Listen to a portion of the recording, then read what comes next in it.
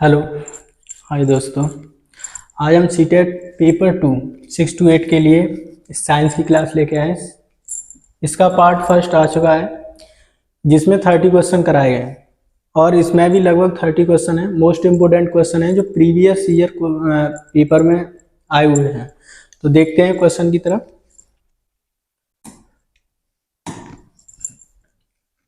First question है हमारा, एक तत्व X विद्युत का कुचालक है। यह ऑक्सीजन में जलकर एक गैस बनाता है जो पानी में घुल जाती है और बिलियन नीले लिटमस पेपर को लाल कर देता है। तत्व कौन सा है हमारा? कार्बन हो सकता है क्या, या फिर नाइट्रोजन या मैग्नीशियम या सल्फर? तो कार्बन तो होने से रहा, नाइट्रोजन भी और मैग्नीशियम भी। यहाँ पे सल्फर एक ऐसा तत्व है जो नीले लिटमस पेपर को लाल कर देता है। नेक्स्ट क्वेश्चन है हमारा, इसके बारे में थोड़ा समझाया गया है। सल्फर डाइऑक्साइड गैस एक भंजक एजेंट के रूप में कार्य करती है क्योंकि पानी में उपस्थित सल्फ्यूरिक अम्ल में ऑक्सीजन ऑक्सीकृत हो जाती है। इसके परिणाम स्वरूप नवजात हाइड्रोजन निकलता है और रंगीन पदार्थ कम होकर रंगीन हो जाता है। नेक्स्ट क्वेश्चन है,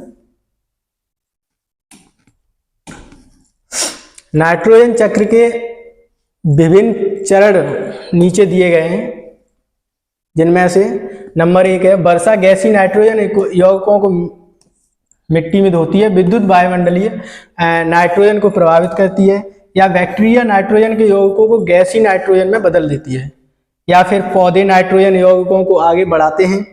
नेक्स्ट, या पशु पौधों को खाते हैं और नाइट्रोजन यौगिकों को उत्सर्जन करते हैं। तो ये एक चक्र दिया गया है जिसमें सबसे पहले क्या होगा, वायुमंडल। तो सबसे पहले हमारा बी, एक साइड से लिखते जाते हैं, यहां से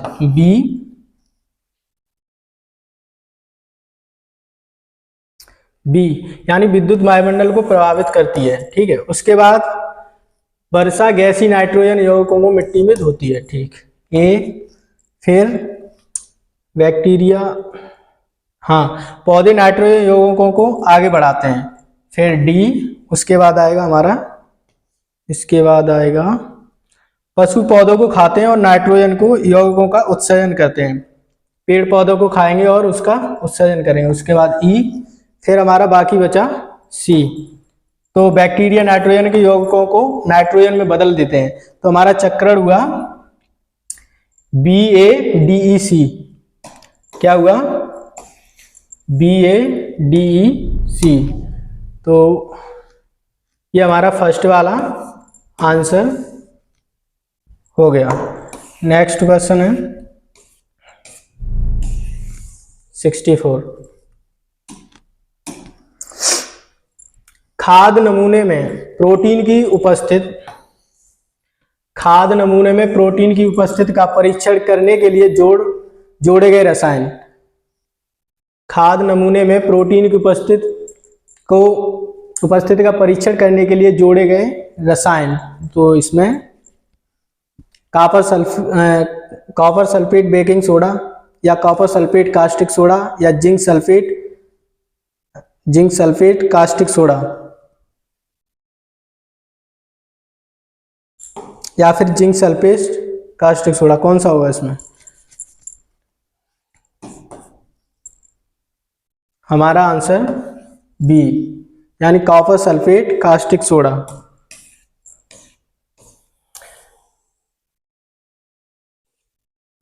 नेक्स्ट क्वेश्चन है, ध्वनि की प्रबलता और उसके आयाम के बीच क्या संबंध है? ध्वनि की प्रबलता और उसके आयाम के बीच क्या होगा? तो ध्वनि की प्रबलता आयाम बराबर ध्वनि की प्रबलता आयाम का वर्ग, होल वर्ग। Answer number A. नेक्स्ट देखते हैं, ये लिखा हुआ है, उदाहरण के लिए यदि आयाम दोगुना हो जाता है तो प्रबलता 4 की कारक बढ़ जाती है। इसमें और भी है, जितना आयाम जितना अधिक होगा प्रबलता ही उतनी तीव्र होती। जब आयाम छोटा होगा तो प्रबलता भी या ध्वनि कम उत्पन्न ध्वनि कम होगी, कमजोर होगी। नेक्स्ट 66। स्तंभ ए सौरमंडल के निम्नलिखित सदस्य को स्तंभ बी में उपस्थित उनकी विशेषताओं को सुमेलित कीजिए। तो फर्स्ट पे है, जैसे दिख नहीं रहा है तो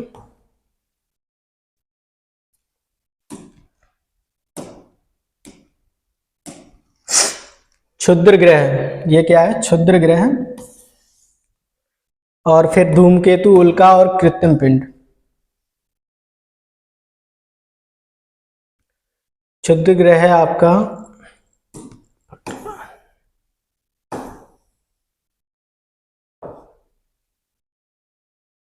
क्षुद्र ग्रह। क्षुद्र ग्रह वे वस्तुएं जो अधिक दूरी पर पृथ्वी के चारों ओर चक्कर लगाती हैं। तो फर्स्ट का तीसरा कौन सा है इसमें? फर्स्ट का तीसरा, सेकंड वाला है। और धूमकेतु छोटी।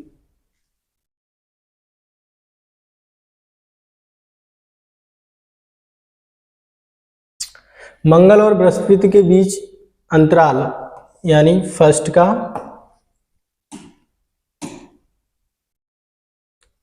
का दूसरा, फर्स्ट का दूसरा धूमकेतु और धूमकेतु उल्कापिंड बी का चौथा। धूमकेतु चमकीले पदार्थ, उल्कापिंड सी फर्स्ट, कृत्रिम उपग्रह D3।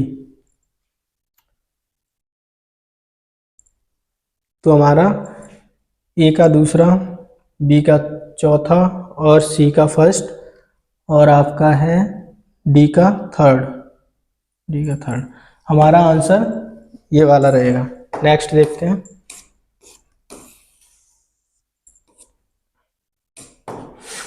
सिक्सटी 67।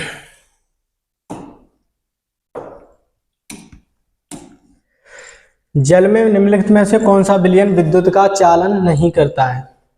जल में निम्नलिखित में से कौन सा विलयन विद्युत का चालन नहीं करता है? तो इसमें नींबू का रस, ये तो होगा ही। चीनी, चलो इसे बाद में देखते हैं। कास्टिक सोडा, ये भी होगा। सामान्य नमक का विलयन, ये तो रहता ही है। तो इसमें चीनी के घोल का कोई मैटर ही नहीं है। देखिए इसमें दिया गया है, इलेक्ट्रोलिसिस के दौरान चीनी का विलयन एक बंद परपथ में इसके आसपास रखी चुंबकीय सुई को विक्षेपित नहीं करेगा। यानी कोई भी, उदाहरण के लिए नल, हैंडपंप, कुआं और तालाबों से प्राप्त पानी आसुत जल द्वारा विद्युत का संचालन नहीं किया जा सकता। इसमें कोई लवण नहीं होते हैं। नेक्स्ट क्वेश्चन देखते हैं।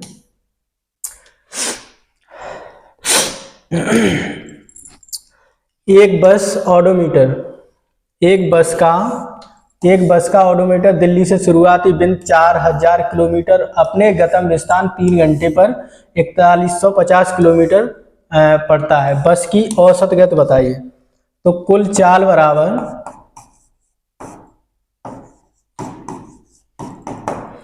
150, ठीक है, और समय बराबर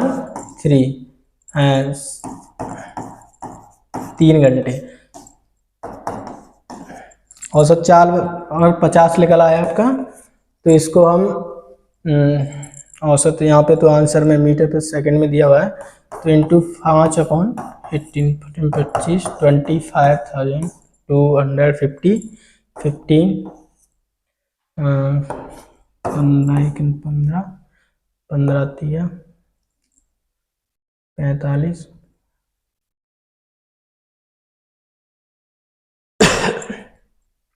सॉरी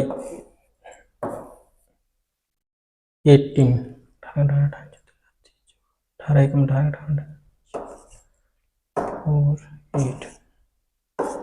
आंसर है 13.8 मीटर प्रति सेकंड। फर्स्ट आंसर हमारा होगा पहला वाला। अब नेक्स्ट क्वेश्चन देखते हैं। बस की औसत गति 13.8 मीटर प्रति सेकंड लिख ली। नेक्स्ट क्वेश्चन है, 3 प्रकार की मिट्टी ए बी सी की विशेषताएं नीचे दी गई हैं। 3 प्रकार की मिट्टी है जिनकी विशेषताएं दी गई नीचे, और इनमें से कौन सी मिट्टी गेहूं के उगने के लिए सबसे अच्छी मिट्टी मानी जाती है? तो बड़े बड़े कड़ यानी बड़े बड़े कड़ वाली मिट्टी, या फिर छोटे छोटे कड़ वाली मिट्टी, या सूक्ष्म कड़ वाली मिट्टी, या लगभग समान संख्या में बड़े छोटे कड़ दोनों होने चाहिए, कौन सी मिट्टी होगी? तो बड़े बड़े कड़ पत्थर रहेंगे तो उसमें तो गेहूं उगेगा ही नहीं।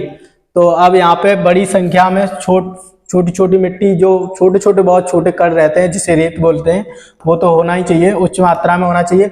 और मध्यम मात्रा में लगभग समान गुण वाले छोटे और बड़े दोनों कण रहने चाहिए, जिसमें जैसे हमारा आंसर रहेगा सी वाला, बी और सी, यानी दोनों उपयोगी हैं, दोनों के रहते हुए बीज अच्छी तरह उपज करेगा। नेक्स्ट क्वेश्चन है, वनों के बारे में कौन सा कथन सही नहीं है? वनों के बारे में कौन सा कथन सही नहीं है? वन भूमि को अपरदान से बचाता है, ऐसा गलत है क्या? नहीं, वन बचाता है वो तो ठीक ही है। वन पड़ोसी क्षेत्रों में अच्छी वर्षा लाने में मदद करते हैं, जहाँ पर वन वगैरह है वहाँ पे अच्छी वर्षा होती है। वन जलवायु, जलचक्र, वायु और गुणवत्ता को प्रभावित करता है, बिल्कुल करता है। किसी जंगल में पेड़ सबसे ऊपर होते हैं और झाड़ियां वनस्पति की सबसे निचली परत पर होते हैं, यही हमारा गलत आंसर है, क्योंकि सबसे पहले पेड़ ऊपर से, सबसे नीचे जड़ी बूटी होती हैं। देखो मैं बताऊं, 1 मिनट, नीचे दिया हुआ है। किसी जंगल में पेड़ सबसे ऊपर होते हैं और झाड़ियां वनस्पति की सबसे निचली परत पर बनती हैं, एक गलत ऑप्शन है। ऊपर की परत पेड़ों से और दूसरी परत झाड़ियों से बनती है, और सबसे निचली परत पर वनस्पति की जड़ी बूटियों से बनती है। नेक्स्ट क्वेश्चन है, निम्नलिखित में से कौन सा अनुकूलन ऊंटों को रेगिस्तानी परिस्थिति में जीवित रहने में मदद करता है? उनके पैर लंबे होते हैं, या फिर वे बहुत पेशाब करते हैं, उन्हें बहुत अधिक पसीना आता है, या फिर इनके गोबर नम होता है, जो उत्सर्जन होता है वो नम होता है। तो यहाँ पे बहुत पेशाब करते उससे भी कोई मतलब नहीं है, उन्हें बहुत पसीना आता है उससे भी कोई मतलब नहीं है, और इससे भी कोई मतलब नहीं है। इनका गोबर नम होता है उससे भी कोई मतलब नहीं है, क्योंकि वो नम गोबर नहीं करते हैं, वो सूखा गोबर करते हैं। ठीक है, उनके पैर लंबे होते हैं, यही हमारा आंसर है। गद्दीदार होते हैं, जो उन्हें रेगिस्तान में की परिस्थितियों में जीवित रहने के लिए, देखो ऊंटों के कई अनुकूलन होते हैं जो उन्हें रेगिस्तान की परिस्थितियों में जीवित रहने के लिए मदद करते हैं। ये तो क्वेश्चन से रिलेटेड है ही, परंतु उससे और भी बताया गया है। इसके खुरों को एक बड़े तलवे से ढका गया है, किससे ढका गया? तलवे से, जो गर्म चिमनी रेत के माध्यम से आगे बढ़ने की अनुमति देते हैं, चिकनी रेत के माध्यम से आगे बढ़ने की अनुमति देते हैं।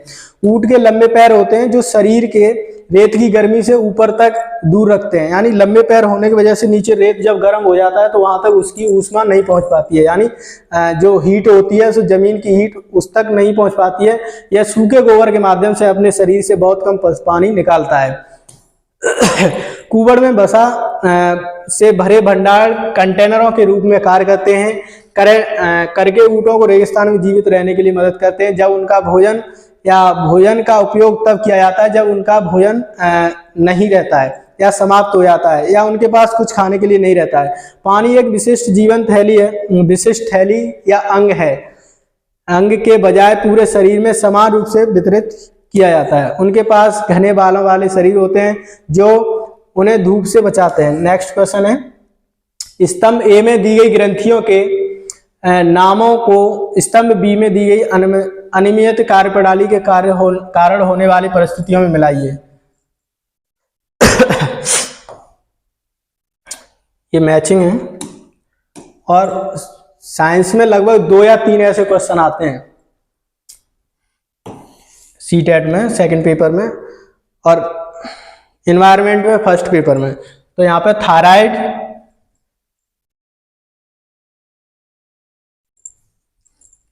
पेपर पिट्यूटरी ग्रंथ, ये तो प्रेरित बुद्धि है, अग्नाशय, ये मधुमेह, अधवृक्क ग्रंथ, तनाव और क्रोध, और थायराइड और घेंगा। अब हम यहाँ पे मैच कर लेते हैं हमारा कौन सा हो रहा है। ए का तीसरा, ए थर्ड, ये भी नहीं है, ये भी नहीं है। फिर सेकंड, बी फर्स्ट हमारा सी आंसर है। निम्नलिखित में से कौन सा कथन खमीर के बारे में सत्य नहीं है। इसमें हमें वो वाला कथन देखना है जो सत्य नहीं है, यानी खमीर के लिए कौन सा सत्य नहीं है। तो खमीर एक कोशिकीय है, खमीर एक कोशिकीय है, ये तो राइट ही है। खमीर तेजी से बढ़ता है और श्वसन के दौरान कार्बन डाइऑक्साइड पैदा करता है, ये भी ठीक है। खमीर लंबे समय तक निष्क्रिय रहता है, हो भी सकता है। और खमीर विखंडन द्वारा प्रजनन करता है,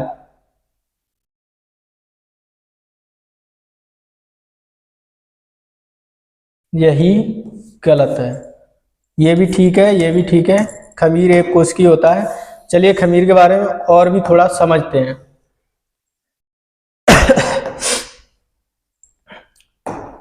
खमीर विखंडन द्वारा प्रजनन करता है, ठीक है। नेक्स्ट है, विखंडन द्वारा खमीर का पुनरुत्पादन नहीं किया जा सकता, पुनरुत्पादन नहीं किया जा सकता। खमीर एक अलैंगिक रूप से प्रजनन करने वाला जीव है जो कुछ शर्तों से पूरा होने पर ही प्रजनन करता है। खमीर एक प्रक्रिया के माध्यम से प्रजनन करता है जिसे नवोदित प्रक्रिया कहते हैं। कौन सी प्रक्रिया? नवोदित प्रक्रिया कहते हैं, जिस प्रक्रिया के द्वारा खमीर प्रजनन करता है। यह अलैंगिक प्रजनन का एक तरीका है जिसमें एक या एक से अधिक बहिर्गमन कलियां उत्पन्न होती हैं और यह कलियां धीमे धीमे शुरू से मूल रूप में कोशिका से जुड़ी रहती हैं, उसके बाद अंततः वह उससे अलग होकर के एक स्वतंत्र रूप से विकसित हो जाती हैं। जैसे यहाँ पे देख रहे हैं आप, यहाँ से बनना स्टार्ट होता है, यहाँ पे अलग हो गया है, यहाँ पे अलग दिखने भी लगा है दो, फिर यहाँ से ये अलग हो जाएगा, ठीक है। नेक्स्ट क्वेश्चन देखते हैं। इस प्रकार से खमीर प्रजनन करता है।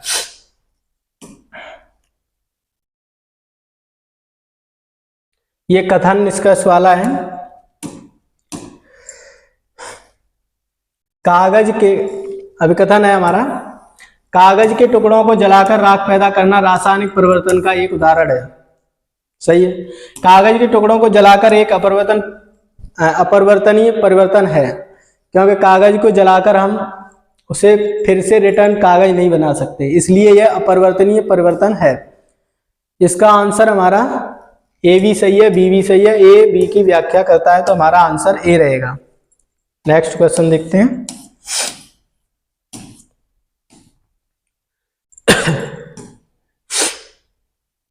एक कथन और है, चंद्रमा का एक ही मुख सदैव पृथ्वी की ओर रहता है। बिल्कुल, चंद्रमा का एक ही मुख सदैव पृथ्वी की तरफ रहता है। पृथ्वी के कारण पृथ्वी के इर्द गिर्द परिक्रमा करने के साथ ही चंद्रमा अपनी धुरी पर एक घूर्णन पूरा करता है। दोनों ही ठीक है। इसके बारे में थोड़ा अच्छे से पढ़ते हैं।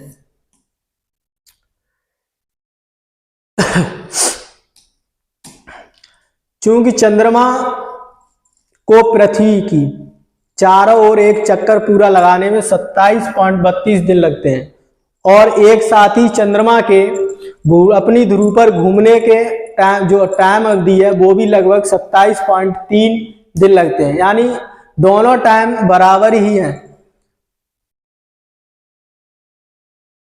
इस प्रकार अपनी ध्रुव पर घूमने के लिए चंद्रमा का परिक्रमण समकक्षी तल के साथ साथ उसकी परिक्रमा के साथ अभिव्यक्त हो जाता है। परिणाम स्वरूप हम कुछ देखेंगे, चंद्रमा का हमेशा पृथ्वी की ओर एक ही मुख दिखता है। क्वेश्चन है,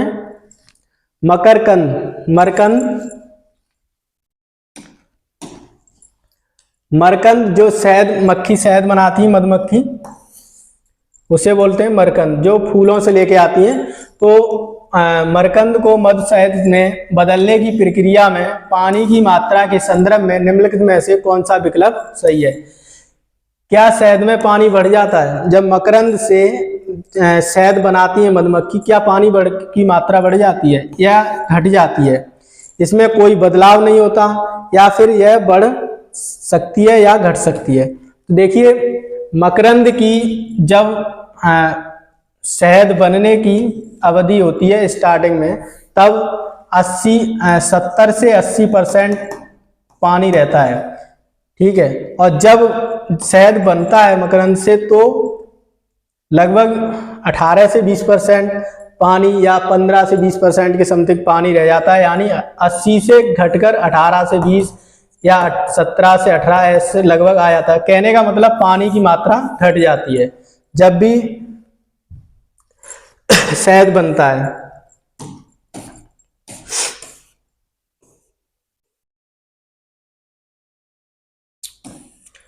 63 है क्वेश्चन नंबर। मछलियों के शरीर की सतह को सूक्ष्म जीवियों से होने वाले क्षय से बचाने किस चीज की उपस्थिति में रक्षा करती है? क्षय से बचने के लिए किस चीज से रक्षा करती है? या सल्क है हमारे यहाँ पे ए नंबर में, या बी नंबर में श्लेष्म में झिल्ली या परत है, या मीन पक्ष है, या चर्बी है। तो यहाँ पे सल्क कोई ऐसा डिफेंस नहीं है, ये पहले श्लेष्म झिल्ली या परत ही है, जिसके द्वारा छोटे छोटे सूक्ष्म जीवों से या बैक्टीरिया या होने वाले क्षय से मछलियों के शरीर को बचाव प्रदान करते हैं। नेक्स्ट क्वेश्चन है, नीचे दिए गए कथनों को पढ़िए और सही विकल्प का चयन कीजिए। बहुत से शेर घास नहीं खाता है, ये हमारा अभिकथन है। शेर घास नहीं खाता है, क्यों?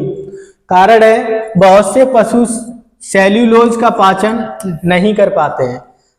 तो यहाँ पे सेल्यूलोज का पाचन नहीं कर पाते हैं, इसीलिए शेर यानी जो मांसाहारी पशु हैं वो घास का सेवन नहीं करते हैं, या चारे का या पेड़ पौधों का सेवन इसीलिए नहीं कर पाते हैं क्योंकि वो सेल्यूलोज का पाचन नहीं कर सकते हैं। तो हमारा आंसर ए है।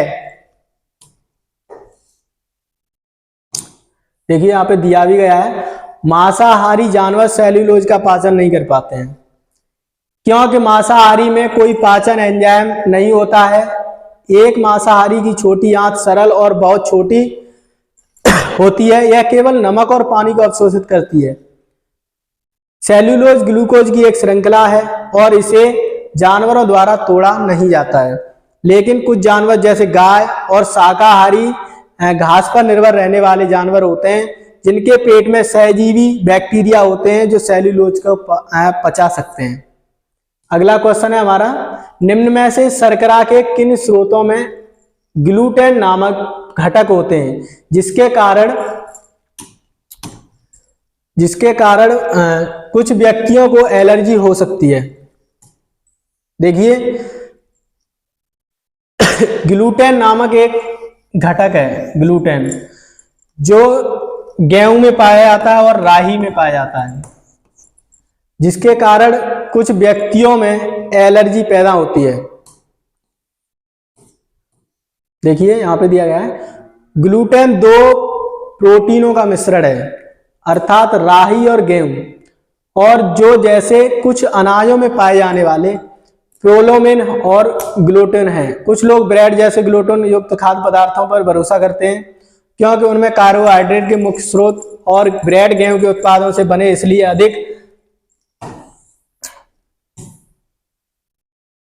अधिक उत्पादों में सेवन एलर्जी के स्वास्थ्य समस्याएं हो सकती हैं। जबकि चावल, रागी और ज्वार में ग्लूटेन नहीं होता है, वे स्वाभाविक रूप से ग्लूटेन होते हैं। यहाँ पे रागी दिया गया है और ऊपर दिया हुआ है राई, दोनों में डिफरेंस है, अलग अलग चीज होती है दोनों। नेक्स्ट क्वेश्चन है, एक्स एक पुष्प विहीन और बीज विहीन पौधा है जो जमीन पर उगता है, निम्न में से कौन सा एक्स हो सकता है?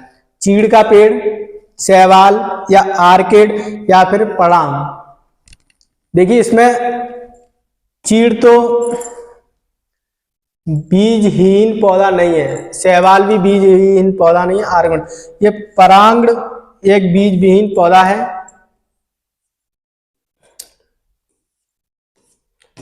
क्वेश्चन नंबर 67, निम्न में से कौन सा रासायनिक परावर्तन समुच्चय है?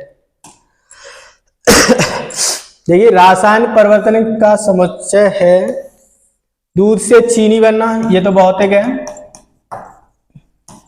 दूध से दही बनना, ये रासायनिक है। और दूध से पनीर बनना, ये भी रासायनिक है। और दही से लस्सी बनना, ये भौतिक है। तो हमें जानना है इसमें रासायनिक परावर्तन पूछे हैं तो बी और C, answer number B. Next question है 68, निम्न में से कौन सा मजबूत प्राकृतिक तंतु है? निम्न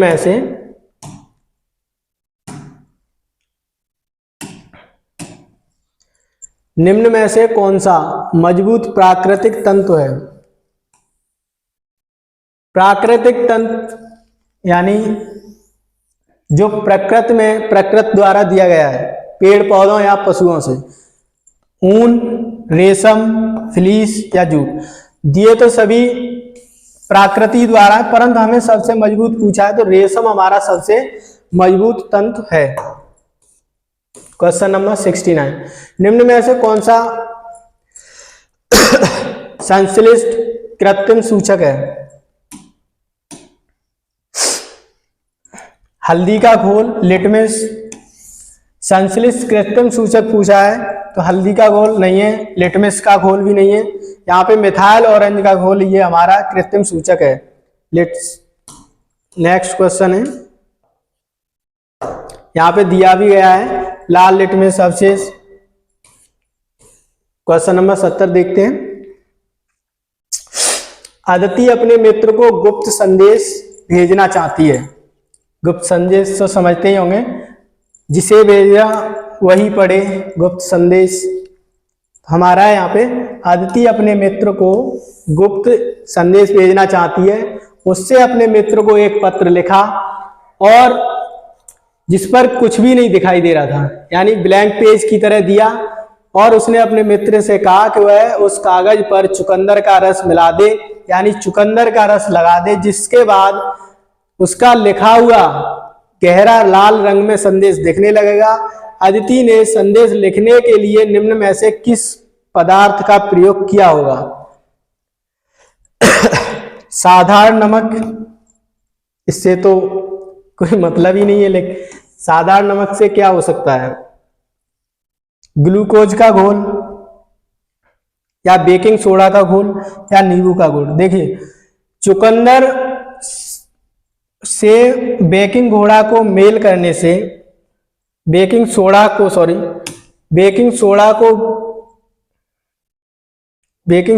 घोल से मेल करने से जो लिखा हुआ है चुकंदर से, जब इस पे लगाएंगे बेकिंग सोडा पे, तो ये रेड कलर का हो जाएगा। कैसा हो जाएगा? रेड कलर का, लाल बिल्कुल, चुकंदर लगाने से।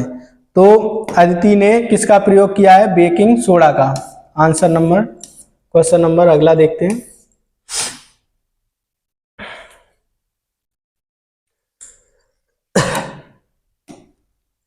समरूप जुड़वा का जन्म होता है, कब होता है? समरूप यानी जुड़वा, समरूप जुड़वा का जन्म होता है कब? अलैंगिक प्रजनन से, या दो अंडों के निषेचन से, या एक अंडे का निषेचन शुक्राणुओं से, या फिर एक अंडे के निषेचन से।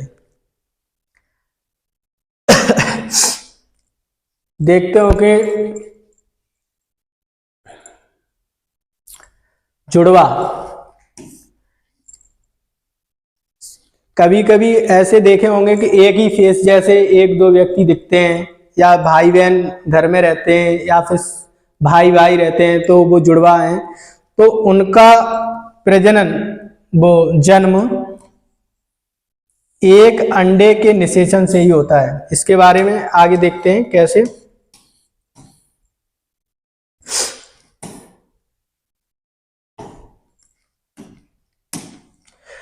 समरूप जुड़वा एक शुक्राणु के साथ एक निषेचन समरूप जुड़वा एक शुक्राणु के साथ निषेचन अंडे द्वारा निर्मित होते हैं। प्रारंभिक विकास चरण के दौरान निषेचन अंडा जो कि युग्मनज के दो भागों में विभाजित हो जाता है, इसलिए अंडे का निषेचन यौन प्रजनन है, लेकिन एक बार भ्रूण बनने के बाद वह दो भागों में आधा आधा हो जाता है, समान दो भागों में भ्रूण विभाजित हो जाता है। यह विभाजन अलैंगिक प्रजनन होता है, तो दोनों का जन्म एक ही युग्मनज से होता है और वे एक जैसे दिखते हैं। ऐसे जुड़वा आनुवांशिक होते हैं। क्वेश्चन नंबर 72, सर्दी के दिनों में दरवाजे का हत्था हैंडल उसी जैसे प्लास्टिक के हैंडल से अधिक ठंडा क्यों महसूस होता है? प्लास्टिक का हैंडल जो दरवाजे में लगा होता है वो कम ठंडा रहता है, परंतु स्टील या किसी धातु का हत्था लगा होता है वो अत्यधिक ठंडा हो जाता है सर्दियों के मौसम में। तो रीजन क्या है उसका? प्लास्टिक की अपेक्षा धातु ऊष्मा की बेहतर अवशोषक है, या फिर प्लास्टिक की अपेक्षा धातु ऊष्मा की बेहतर संवाहक है, धातु की अपेक्षा प्लास्टिक ऊष्मा की बेहतर विकिरक है, या फिर धातु की अपेक्षा प्लास्टिक ऊष्मा की बेहतर अवशोषक है। तो धातु की अपेक्षा प्लास्टिक ऊष्मा की बेहतर अवशोषक है, ये तो है ही नहीं। धातु की अपेक्षा ऊष्मा की बेहतर विकिरक है, ये भी नहीं है। प्लास्टिक की अपेक्षा धातु ऊष्मा की बेहतर संवाहक है, ठीक है, ये भी नहीं है। आंसर हमारा बी है। क्वेश्चन नंबर 73, नीचे दिए गए कथनों को पढ़िए और सही विकल्प का चयन कीजिए।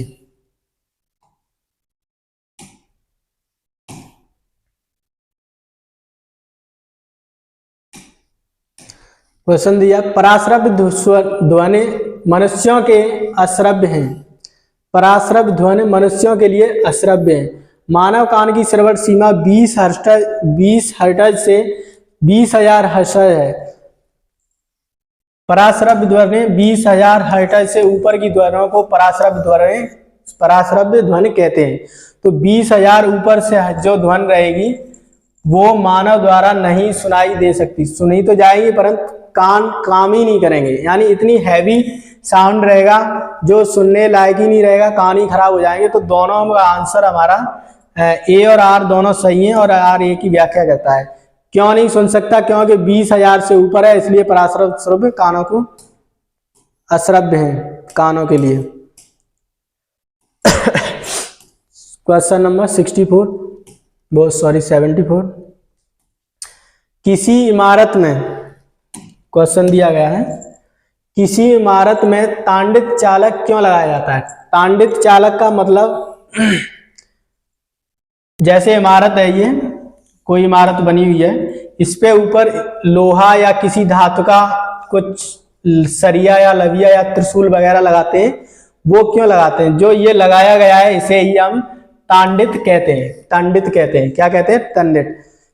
यह तंडित बिजली को इमारतों पर गिरने से पहले ही विकर्षित कर देता है, या फिर यह बिजली को उस क्षेत्र में बलपूर्वक गिरा देती है जहां कोई इमारत नहीं होती है। बिजली के इमारत से टकराने पर उत्पन्न आवेश यह भूमि में संवाहित कर देती है। यदि या नेक्स्ट है, यह बिजली की विद्युत शक्ति को एकत्रित कर लेती है।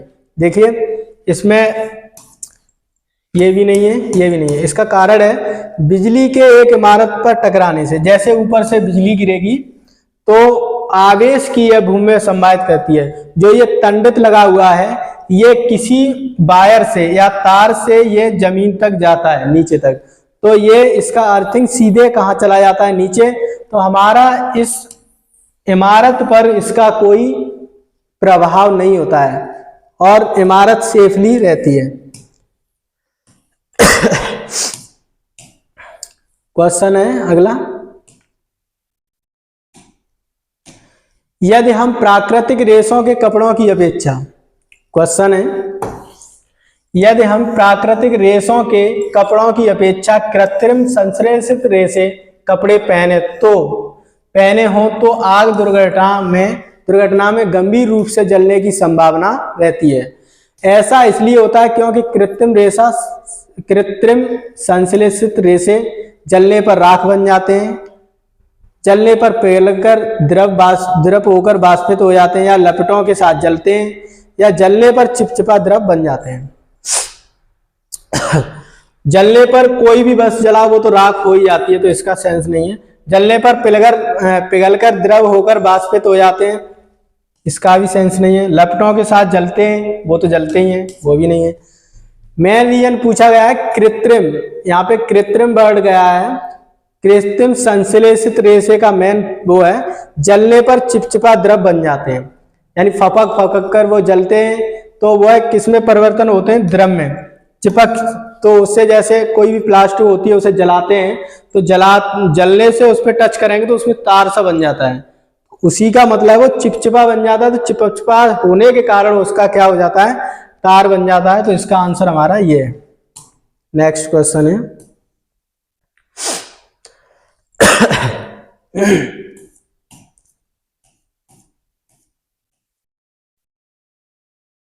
निम्न में से कौन सा मिश्रणों का समूह है? निम्न में से कौन सा मिश्रणों का समूह है? निम्न में से कौन सा मिश्रण है? वायु जल लकड़ी, लकड़ी नमक रेत, या नमक रेत या जल, या लकड़ी या वायु रेत। देखिए इसको पहले हम अच्छी तरीके से समझते हैं एक बार, उसके बाद आंसर लगाते हैं। सजातीय मिश्रण के उदाहरण मिश्र धातु, नामक और जल में शराब आदि, ये तो सजातीय मिश्रण है।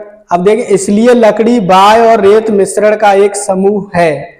विकल्प एक में वायु एक समांगी मिश्रण है और लकड़ी एक विषमांगी मिश्रण है, लेकिन जल एक मिश्रण नहीं है, यह एक यौगिक है, इसलिए वे मिश्रण का समूह नहीं है।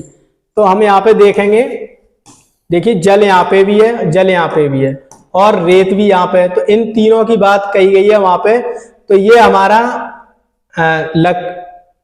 यहाँ पे नमक और जल, नमक जल और रेत हमारा यहाँ पे है वायु या लकड़ी है।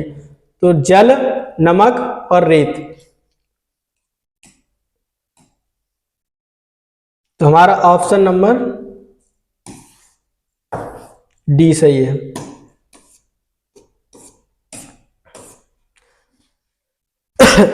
आज की क्लास में बस इतना ही है। नेक्स्ट कल वीडियो फिर आएगी इसी टाइम पर। ऐसी वीडियो और देखने के लिए ज़्यादा से ज़्यादा सपोर्ट करें, लाइक करें, शेयर करें। बहुत बहुत धन्यवाद।